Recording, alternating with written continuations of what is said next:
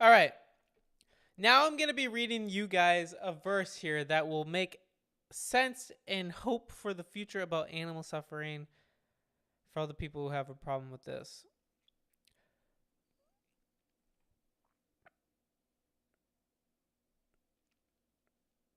All right.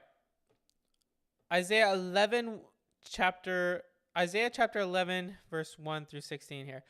Out of the stump of David's family will grow a shoot, yes, a new branch bearing fruit from the old root. And the spirit of the Lord will rest on him, and the spirit of wisdom, understanding, the spirit of the counsel and might, the spirit of knowledge and the fear of the Lord.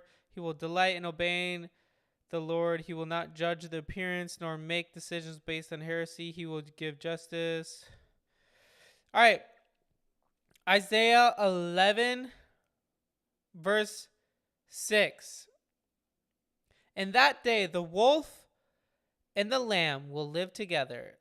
The leopard will lie down with the baby goat. The calf and the yearling will be safe with the lion, and the little child will lead them all. The cow will graze near the bear, and the cub and the calf will lie down together. The lion will eat hay like a cow.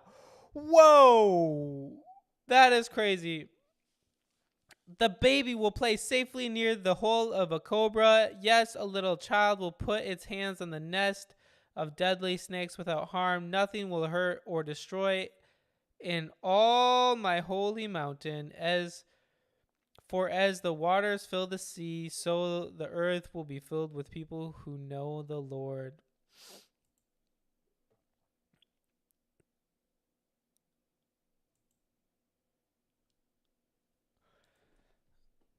Thank you. I had to restart the stream, sadly. Uh,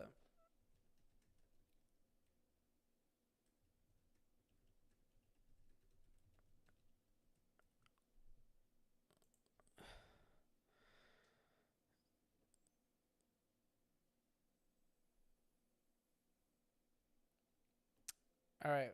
Lions don't have enough stomachs to eat hay. Okay, but you don't know if something gets fixed. They're saying eventually there will be no killing, there will be no hurting, there will be no pain, there will be no suffering.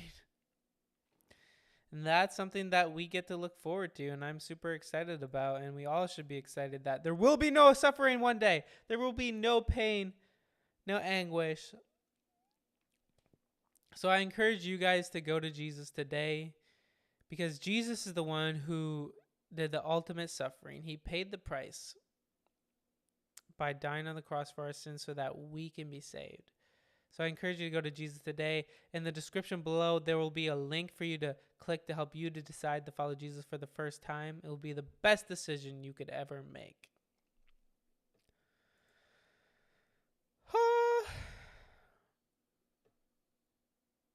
Yes, suffering now is real, but should Christians be vegan or vegetarian? And if not, what or how should we respond to the vegetarians or vegans, those that care for animals yet also believe?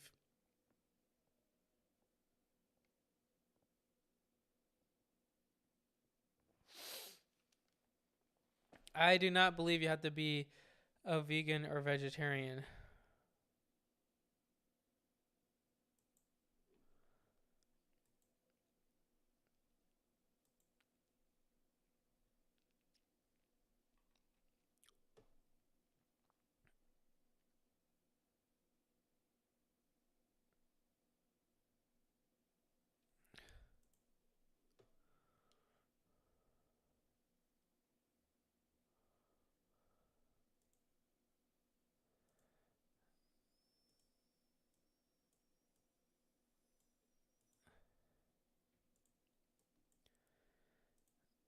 All right. So this is crazy.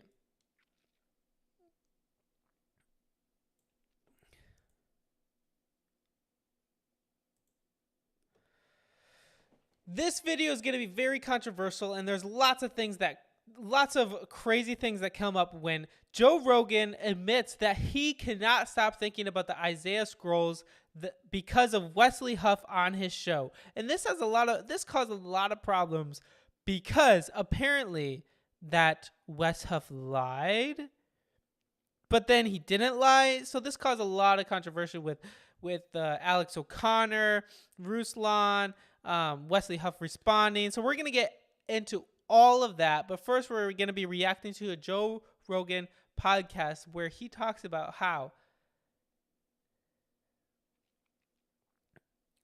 the Isaiah Scroll keeps him up at night. Let's get into it. He goes, Hey man, it's interesting. yeah, I'm into that. I had that Wesley Huff guy on. You know who he is? Yeah, he was really interesting. And one of the most fascinating things that I can't stop thinking about is how the book of Isaiah from the Dead Sea Scrolls was verbatim the same as the book of Isaiah that they found 1,000 years later. Wow. 1,000 years. Wow.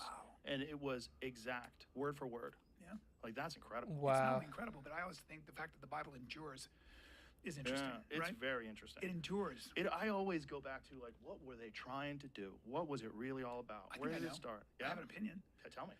I think that if you read the Old Testament, which I've done 3 times, I would argue that. So what's a theme of any author writes a book? The theme is always the author's argument for how one should behave in the world. Okay, it's a good way of looking at it. And I think that the central theme of the Bible, of the Old Testament, certainly is don't worship false gods. So what's that mean? If you try to worship false gods, if you put too much emphasis on money, on status, on power, On whatever it is, on ideology, you will inevitably turn yourself into a circle. You'll be a snake eating its own tail. But that's absolutely amazing. He's just like, I cannot sleep. I'm thinking about this.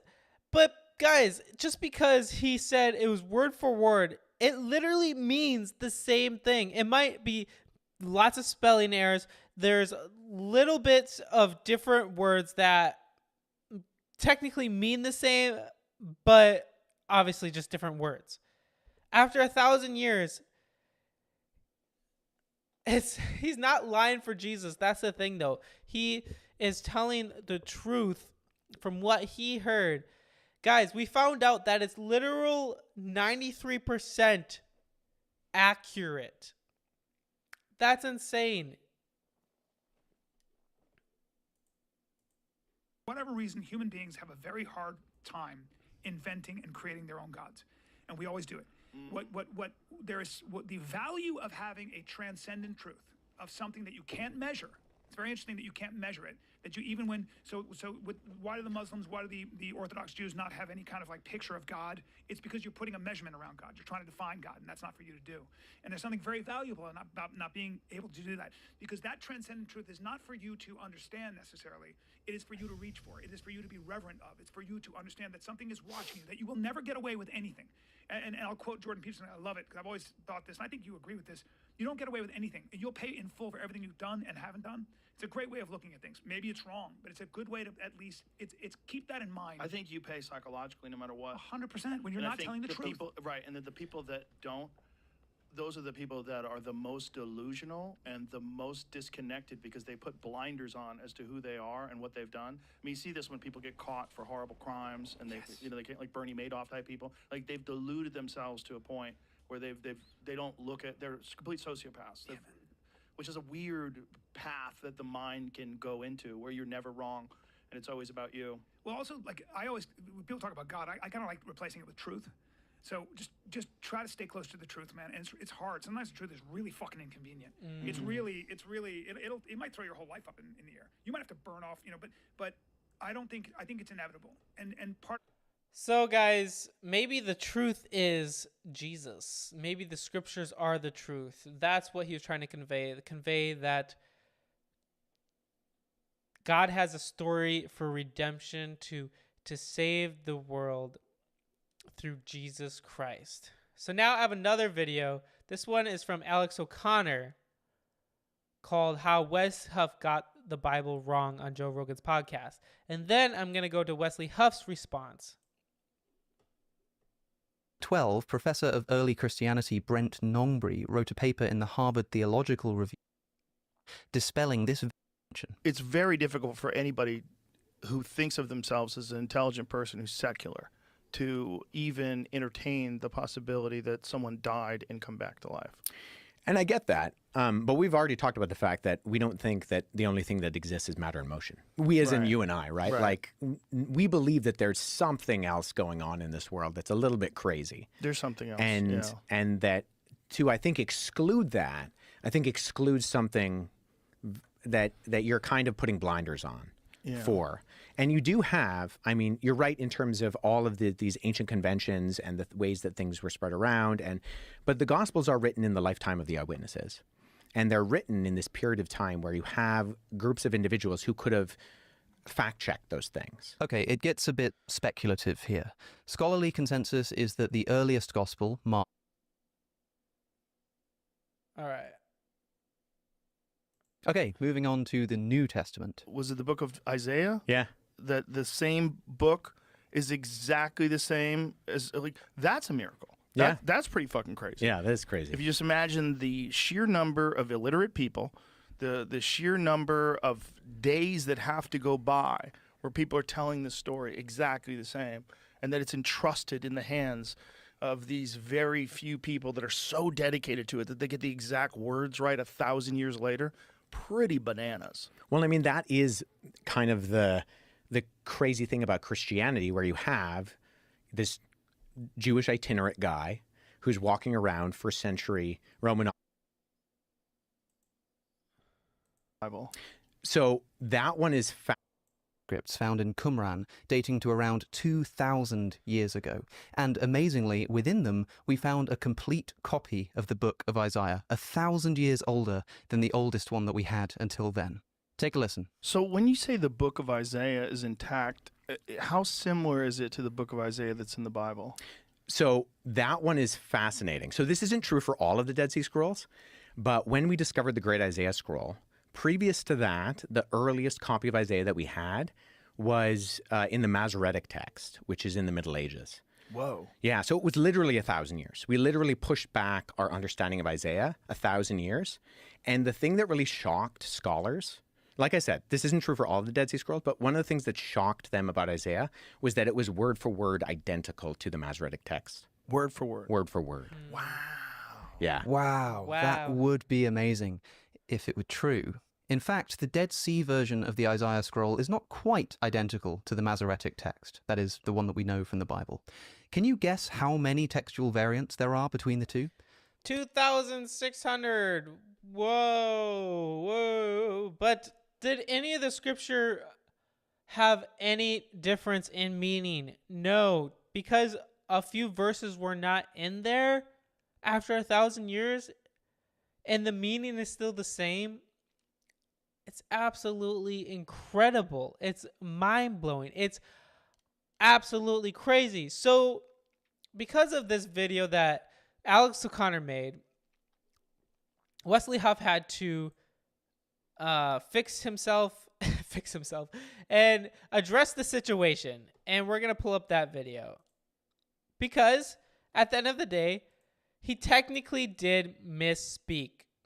He said something that wasn't completely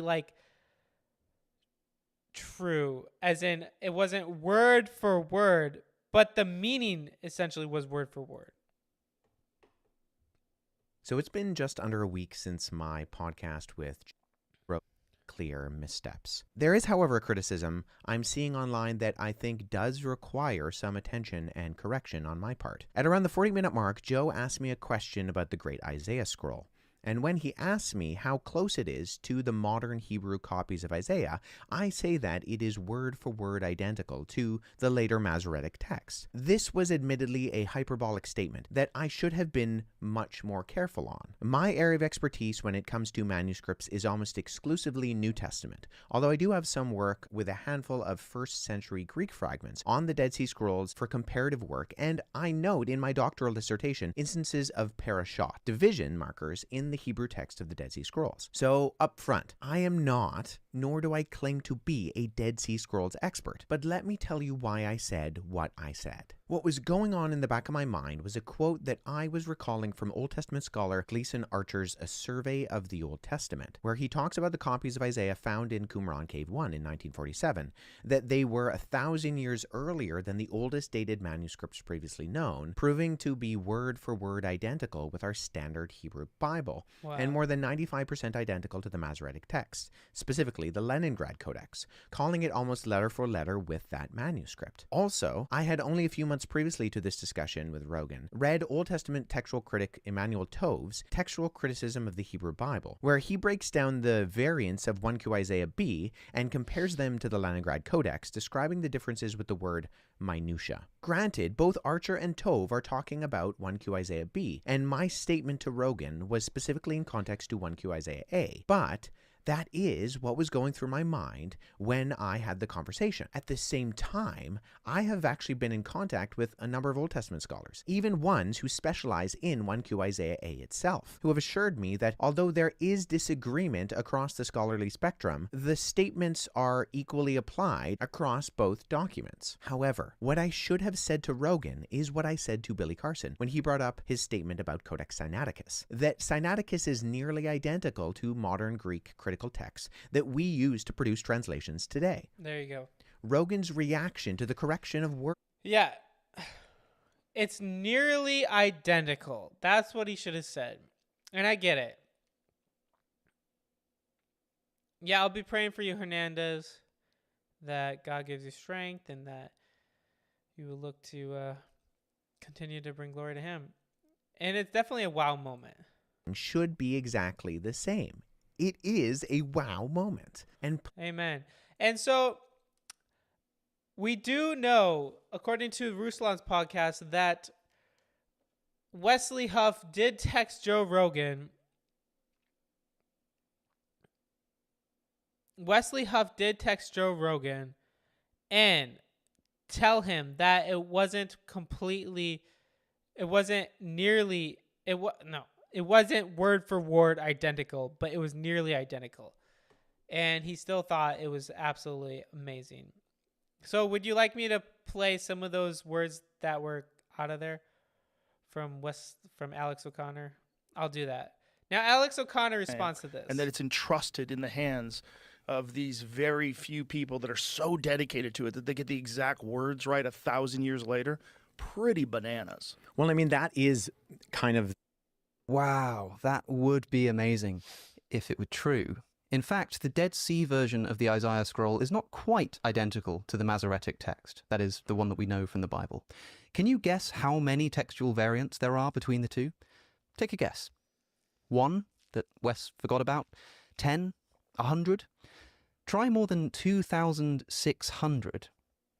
Yeah. Now, most of these variants are small. They're differences in spelling, for example, but some of them are more significant. For instance, in Isaiah chapter 2, the end of verse 9 and all of verse 10 are simply missing from the Dead Sea version.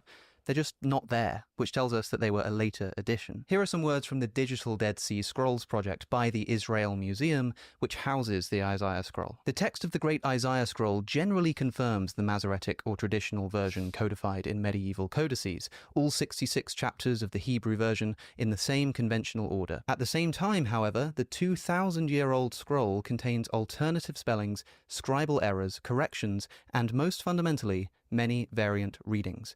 Strictly speaking, the number of textual variants is well over 2,600, ranging from a single letter, sometimes one or more words, to complete variant verse or verses. Well over 2,600. Again, many of these variants are minor, but Wes Huff told Joe Rogan that the scroll is word for word identical with the Masoretic text. It was word for word identical to the Masoretic text. Word for word. Word for word. Which is simply not true. Okay, moving on to the new... Okay, but he's so focused on those words, but really, does it matter?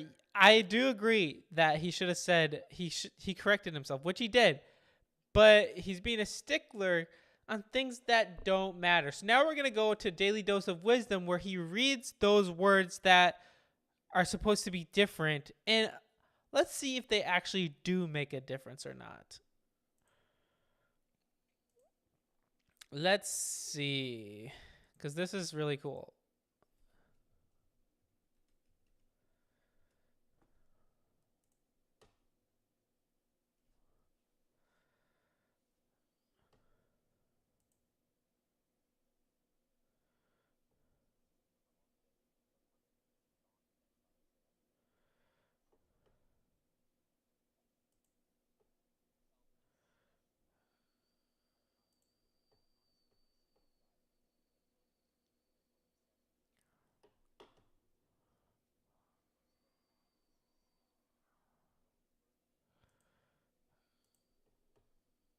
Okay, here we go.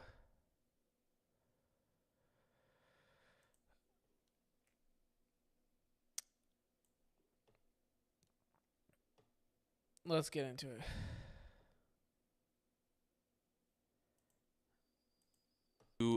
Is it beginning to turn on itself? Perhaps, but we'll keep going because there's actually more here. Isn't it still just amazing and unheard of for an ancient text to be so well preserved? But here's the thing. There's nothing special about 1Q Isaiah A or any biblical manuscripts in terms of their fidelity or how close they are to later copies of the Old Testament. You could do the same thing with manuscripts of pretty much anything from antiquity. So why are we so shocked and so excited when the Bible, when biblical manuscripts basically just look like all other ancient manuscripts? Okay, so this That's so funny because there are some amazing claims about who God is and how we understand God in these texts. And a lot of times everyone's claiming that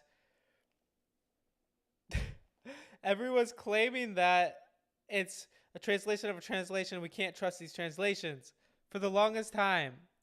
That's why. So now Daily Dose of Wisdom points out, all right, let's look at these actual differences in these Bibles and see here.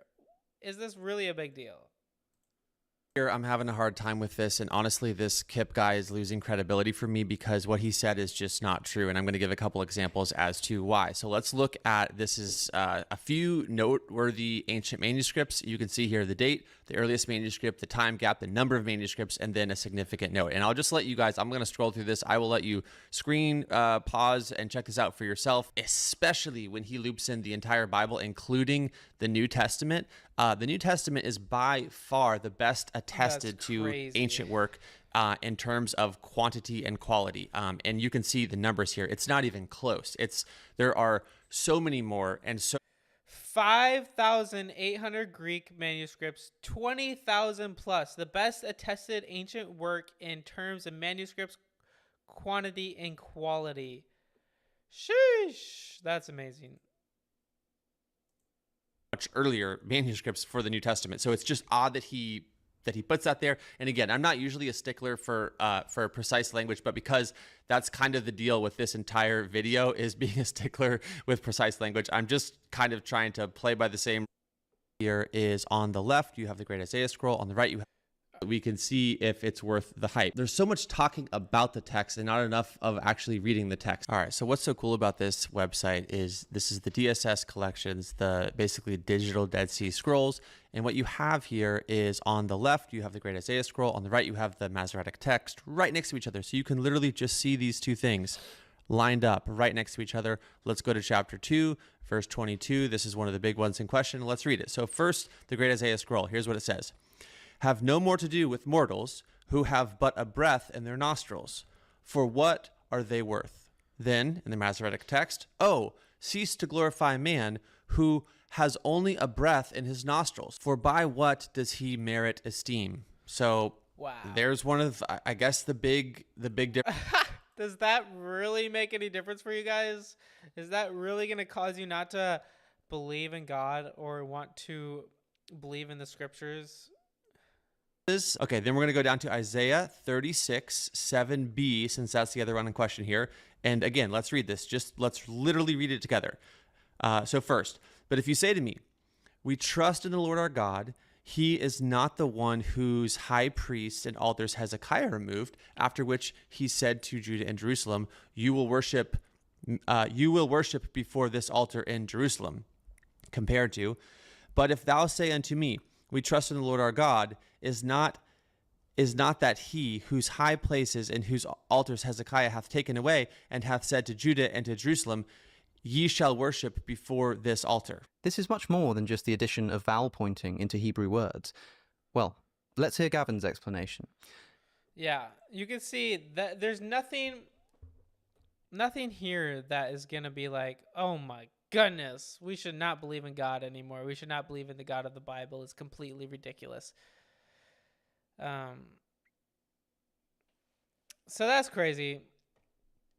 shout out to all these guys for making these videos. I love it. It was so much fun. And yeah, let me know what you guys think in the comments down below. Whatever that may be, good or bad. And if you guys haven't decided to follow Jesus, I encourage you to do that. It will be the best decision of your entire life.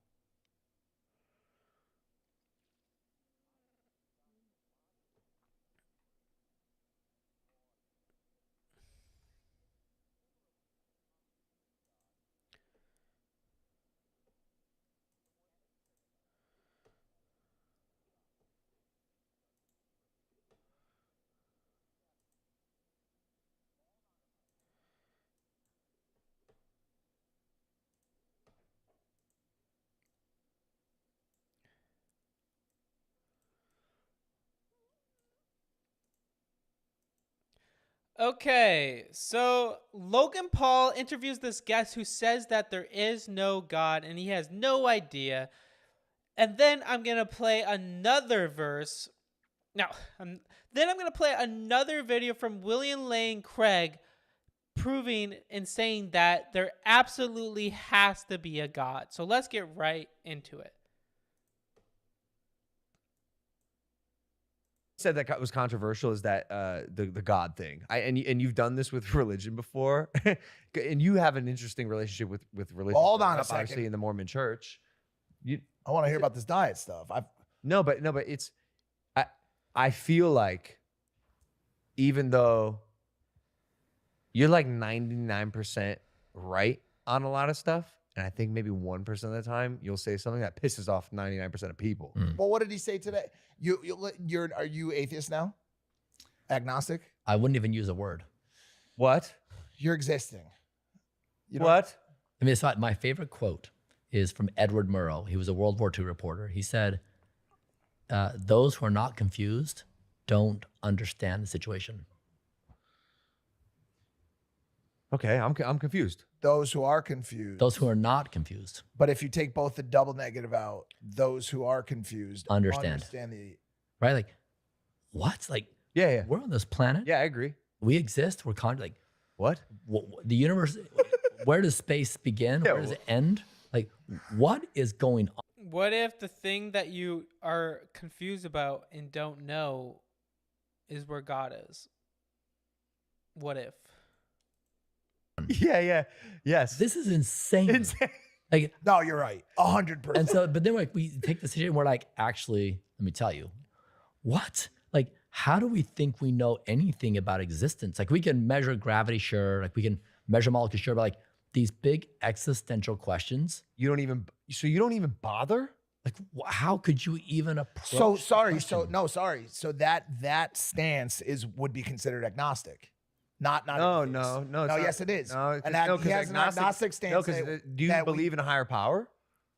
I'm confused. Like, That's what- like- what's No, it- no, he's not. Yes, even it is. saying no. Atheist means you are saying you do not believe that there's a higher power. Agnostic means you don't have proof to believe or not believe that there's a higher power. He has an agnostic approach towards higher power. I thought agnostic, you still kind of believe in something up there. No, it's you just Yeah. don't believe that there's proof to say that there is or isn't. So you just continue living your existence. yeah. So like, I would say you're agnostic. yeah. I mean, so Agnostic is also could mean that you might think that there could be something, but you don't know what.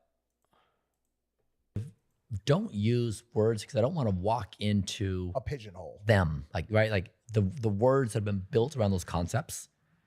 I'm trying to acknowledge the absolute greatest degree of humility expressible by an intelligent being. I have no, like, humanity has never known what's going on. Like, every era, every generation brings new knowledge. Like, oh, that's what's going on. It just expands and expands. Like, we're always ignorant. We just don't know to what degree. See, this is funny because it's bleeding into what we talked about in the last episode.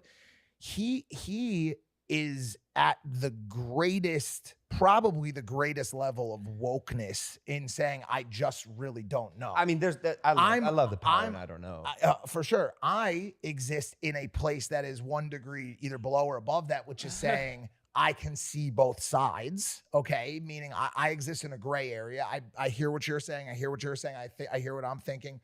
And then you've got this, what is right now considered to be woke mentality, which I believe is the most asleep mentality, which is there's right and wrong, white and black, and that's all that exists in the world, is a very simple answer to every situation, which to me is the most ridiculous belief set in life, because there's just not. This is a very complex lifestyle that we lead. Yeah.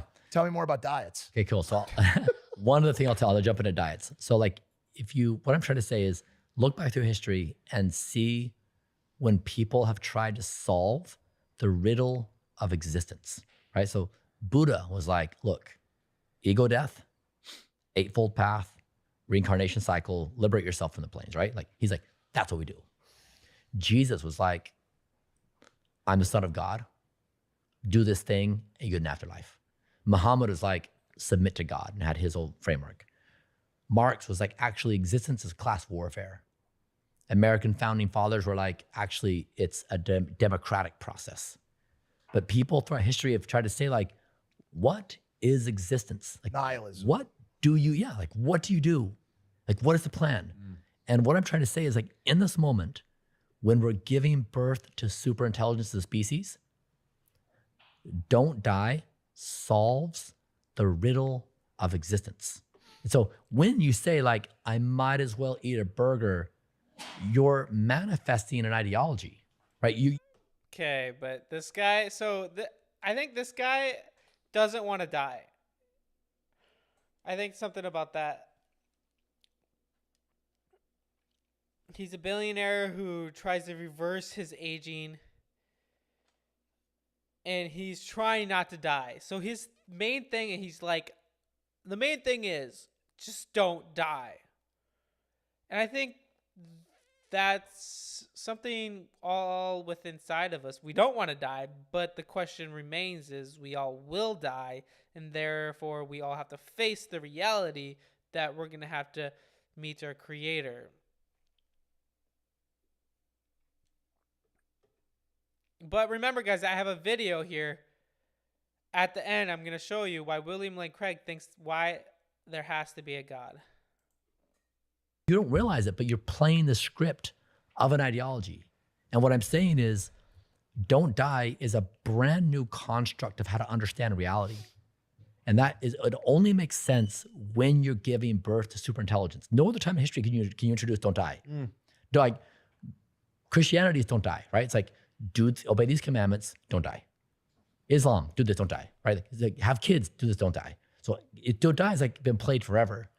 So, but this is like a brand new, this is why it's so hard to get your head around it. It breaks every model of reality. But enjoying a burger or sex before bed or a crazy action movie or a big bet on the roulette table, the idea of enjoying those things is not a social construct. It's a chemical reaction. Yeah. That is as, organic and natural to our life and to our species as our species and our life in general. So you're not asking us to push back and reject a social construct. You're asking us to, through discipline, reject chemical pleasure. Not even that. I think I am happier than almost anybody. I think I have a more fulfilled life than anybody. I think that basically, well, you got me beat. Living, like basically saying no to die is the greatest expression of happiness. So people, during this conversation, they assume I must be less than happy than them because I don't cheat with pizza, I don't cheat with burgers and fries. They assume I'm at a deficit. Yeah. I would argue I am happier and more fulfilled and a more fully expressed version of consciousness than them. It is a legitimate, better way to exist. Okay, so I wanted to ask you this. When you look at people who are not subscribed to longevity like you are, do you think they're less than? I think they're playing the scripts of a former version of Homo sapiens. Are you calling me a caveman? Are you? That's crazy. I feel like this is also another way to say, trying to be like God. We will reach God.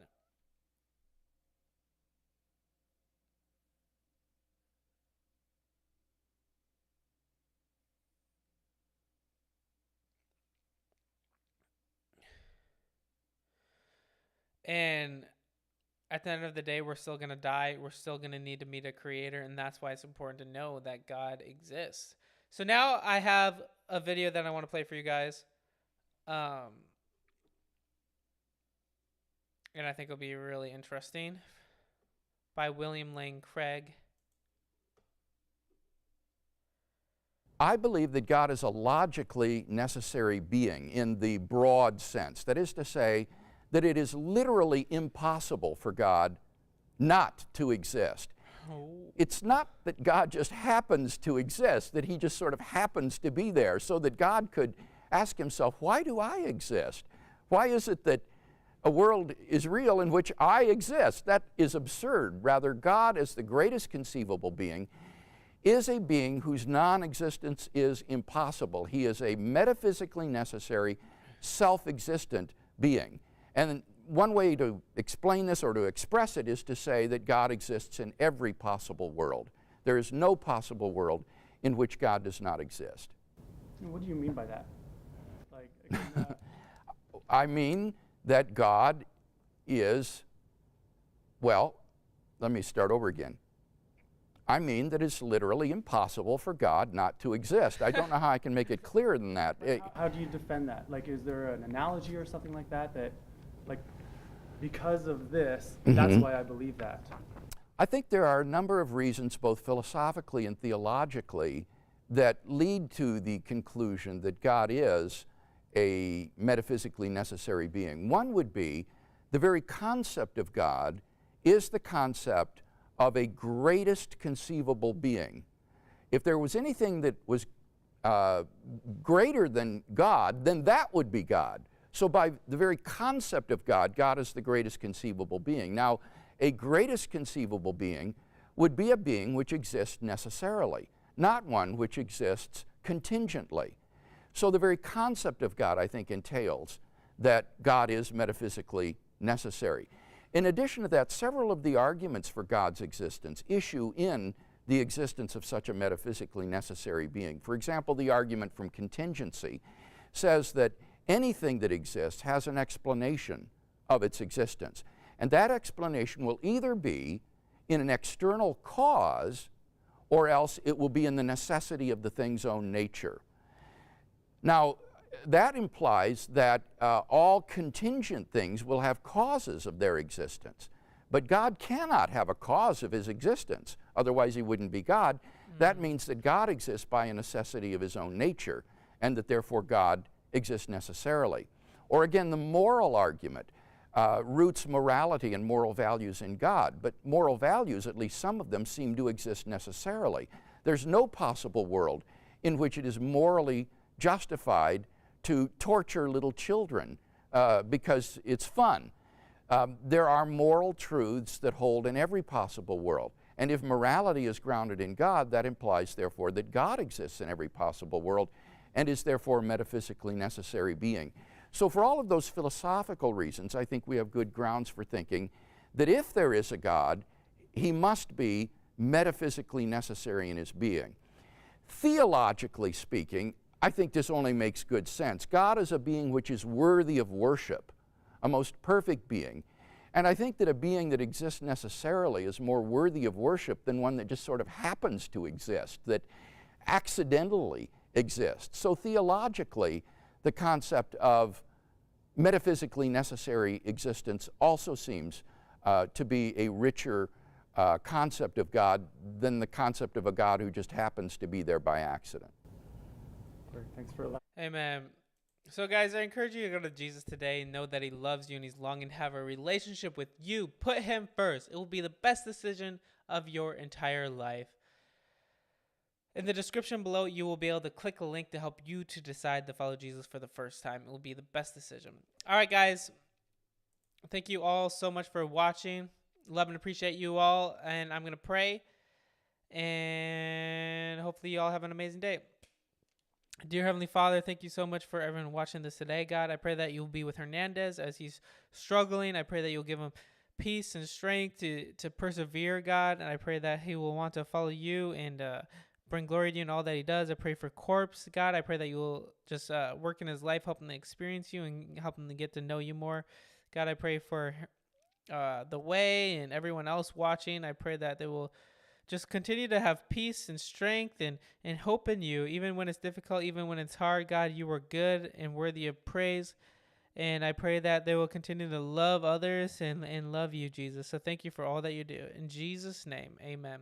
All right, guys, love you all. Appreciate you. Have an amazing day. See you tomorrow.